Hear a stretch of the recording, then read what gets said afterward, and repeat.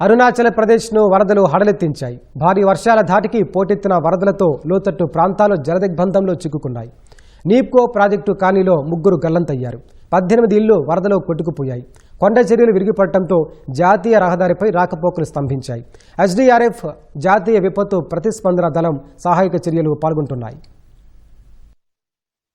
అరుణాచల్ ప్రదేశ్ను మెరుపు వరదలు ముంచెత్తాయి. కేఈ పాన్యోర్ జిల్లాలో ఎడతెరిపి లేకుండా కురుస్తున్న భారీ వర్షాలకు వరదలు పోటెత్తాయి. లోతట్టు ప్రాంతాలు జలమయమయ్యాయి. 18కి పైగా నివాస గృహాలు వరదలో కొట్టుకుపోయాయి. యజాలి సర్కిల్ పరిధిలోని నీప్కో ప్రాజెక్టు కాలనీలో ఆకస్మిక వరదల కారణంగా 3 గల్లంతయ్యారు. భారీ వరదలకు నిర్మాణంలో ఉన్న రక్షణ గోడ కూలిపోయిందని అధికారులు తెలిపారు. ఫలితంగా కాలనీతో పాటు చుట్టుపక్కల లోతట్టు ప్రాంతాలు జలదిగ్బంధంలో చిక్కుకున్నాయి. జాతీయ రహదారిపై కొండ చర్యలు విరిగిపడటంతో వాహనాల రాకపోకలకు అంతరాయం ఏర్పడి పలువురు చిక్కుకుపోయారని అధికారులు తెలిపారు. వరదల తీవ్రతను దృష్టిలో ఉంచుకొని అరుణాచల్ ప్రభుత్వం రక్షణ చర్యలను పర్యవేక్షించేందుకు అధికారుల బృందాన్ని ఘటనా స్థలానికి పంపింది. కొన్ని రోజులుగా అరుణాచల్ ప్రదేశ్లో కురుస్తున్న భారీ వర్షాలకు అనేక జిల్లాల్లో మౌలిక సదుపాయాలు దెబ్బతిన్నాయి. వర్ష ప్రభావిత ప్రాంతాల్లో సహాయక చర్యలు కొనసాగుతున్నాయి. లోతట్టు ప్రాంతాలు, నదీ తీరాల్లో నివసించే ప్రజలు అత్యంత అప్రమత్తంగా ఉండాలని, అనవసర ప్రయాణాలు